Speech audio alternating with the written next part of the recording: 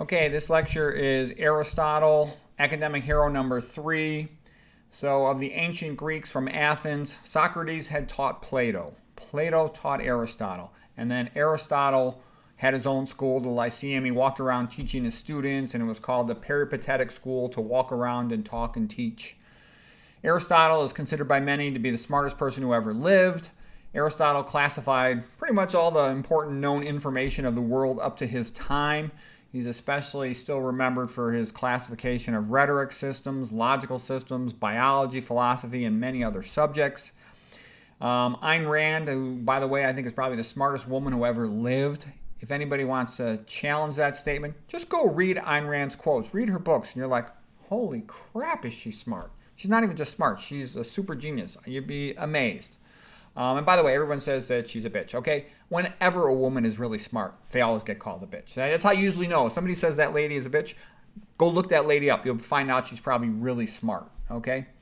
All men by nature, desire to know. Oh, okay, let's hear Ayn Rand's quote about Aristotle. She said, "Everything that makes us civilized beings, every rational value that we possess, is the result of Aristotle's influence. Aristotle may be regarded as the cultural barometer of Western history. Whenever his influence dominated the scene, it paved the way for history's brilliant eras. Whenever it fell, so did mankind." Okay, and that's a good point. If you want to look at that from a historical point of view, Cicero, the greatest of the Romans, was a super big fan of Greek philosophy. Okay? Then, if you want to look at Thomas Aquinas, he was the guy who sort of got the Christian European church of that time to be more appreciative of Aristotle. That was called the scholastic movement, and it was a very powerful intellectual movement that created more intellectual sophistication and open-mindedness in Europe, and that really led to the Renaissance and sort of this appreciation of classical learning. By classical learning, one refers to Greece and Rome, and that was a big improvement for things at that time in the world.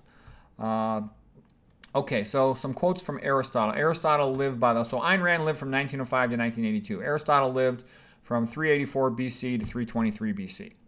And that whole time period from about 500 to 300 BC is literally fascinating. Percy Bysshe Shelley said of all the history time periods, that was the most interesting one in his experience to read about. It's quite extraordinary. Especially from the perspective of Athens. Okay, so anyways, Aristotle's first quote, "All men by nature desire to know." Okay, next for Aristotle, "To facilitate rational thought, we must learn to control our emotions. The first step to an intelligent conversation is to control one's emotions." And I've noticed that's a main obstacle to a lot of people. They're not capable of learning anything because they're so emotional. They want to jump to a quick conclusion. To go through life like that is to, forever be an idiot. Okay, we should study, and when it comes to nutrition, lots of fat, sick people, that's how they are. That's why they never get better. We should study excellence to become excellent. That's an important point, too. There's a great celebration of mediocrity in modern society, and it's important, to study the persons who are successful at something. If you want to learn about health, study people who are healthy. Average population data really doesn't matter as much as studying these centenarians or studying populations, where they're incredibly healthy, where they're skinny, they don't have any diabetes. I mean, you really want to study the great achievements. That's where you learn. You don't need to study fat diabetics. I see, tons of them all day, every day. Okay, the highest activity of a man is the pursuit of truth. If you're going to have good learning, you have to pursue truth. One of the reasons why modern research stinks is because it's not in pursuit of truth quite often. It is in pursuit of how can we make money for the company? How can we make money for the organization, corporation that's funding our research? Modern research, modern journals, quite often they're a joke because they're just attempts to make profit. And that's why with all the modern millions and billions of dollars, so little progress has been made for many important medical things. And you think I'm joking. Look at diabetes, okay? Low fat, low sodium vegan diet, cured type 2 diabetic. Less than 4 years, almost always, okay? You can take all the pills in the world. You can never cure diabetes with a pill. Why? Because it's a dietary disease. And then the average person who's only had a superficial acquaintance with nutrition will think, oh, well, ketogenic diet for diabetes. No, that's stupid, okay? We don't want to talk anymore about that. But Aristotle's philosophy of education and knowledge just leads to better and better results. Okay, Aristotle continues, the life of the intellect is the most pleasant and best life because intellect is that which is unique about man. The pleasure of contemplation of truth is continuous and enduring. It does not wax and wane like other pleasures. Okay, that's a great one because, yes, it's wonderful to enjoy eating a meal, but you enjoy it, you eat it, you're done. On the other hand, you can enjoy a book all day long. A meal only lasts a little while. Making the two-back beast can be a lot of fun, but it doesn't last very long, okay? Unfortunately, of all men, the philosopher is the most godlike. Therefore, philosophers are the best men. Of course, he's a little biased on that one.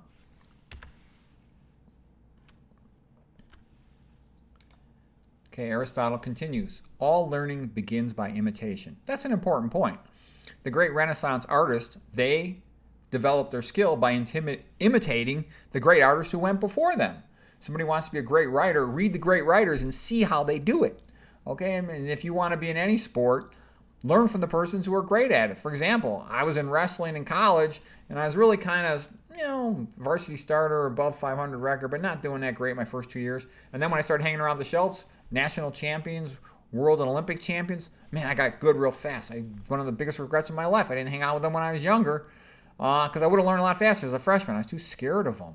So you got to seek out mentors in whatever field you're trying to get good at because they will, just being around them, you'll get their psychology that works in that field. I also learned when it came to wrestling, whatever the Schultz brothers said, that was correct. Even if it seemed to contradict what I know, I should ask them why does it contradict it, but they were always right. One learns that which we learn by doing. That comes from Aristotle. One learns to play the harp by playing the harp. Intelligence is more than knowledge of a task. Intelligence is also the ability to perform the task. A shipbuilder builds ships. The proof that you know something is that you can teach it. That's a good standard too. If you want to get good at something, teach it as you're going along learning it. Write a book about it. That's another good thing. There is only one way to avoid criticism. Do nothing, say nothing, and be nothing. Yeah, anybody that goes out and tries to achieve something, there's always going to be people who criticize them and insult them or are jealous of them and all this stuff. So if you want to be an achiever, you just have to accept that. That goes with it. Courage is the first of human qualities because it is the quality which guarantees the other. These are all Aristotle's quotes.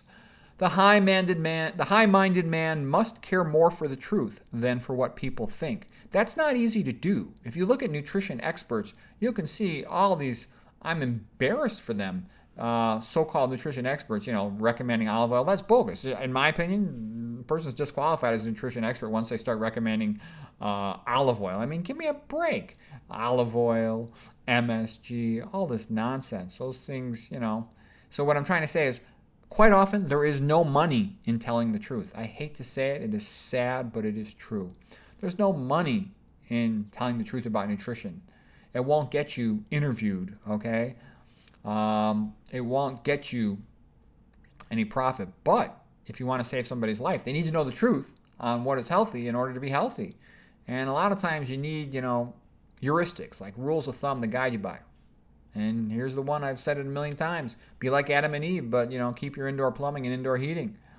Going in that direction will usually tell you what's good for humans and what is probably the right thing to do. They didn't have any of this processed oil. They didn't have any processed food. They didn't have any salt shakers. Okay, next Aristotle quote. When we think, we speculate in pictures. And that's an interesting statement. A dog obviously knows things. It can tell what type of mood you're in. It can remember things. So it doesn't have any words. Therefore, it must think in pictures.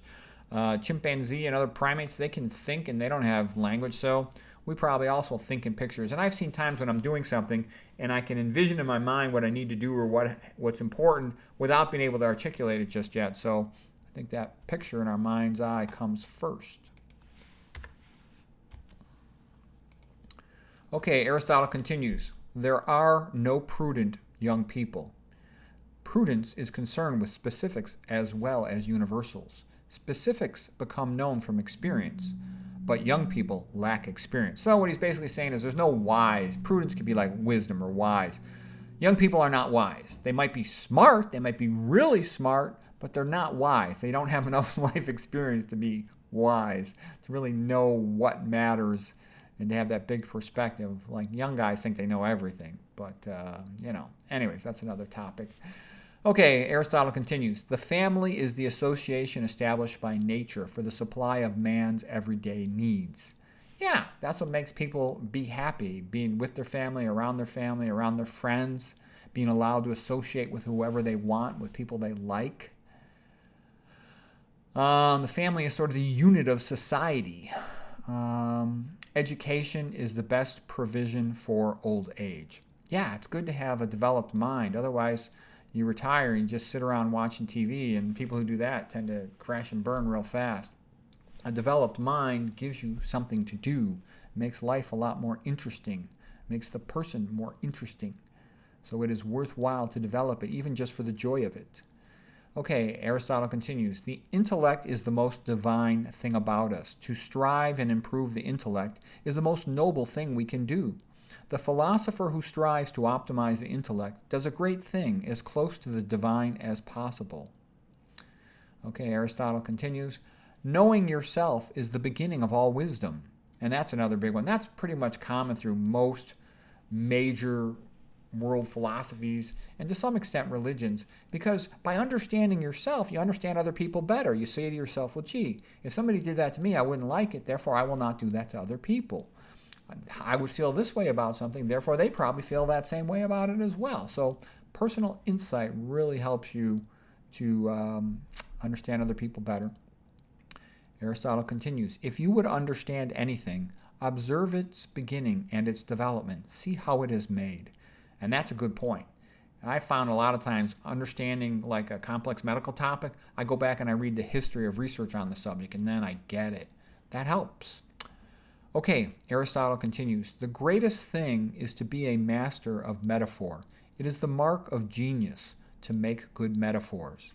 It is the one thing that cannot be learned from others, because to be good with metaphors indicates a deep understanding of the likeness of things.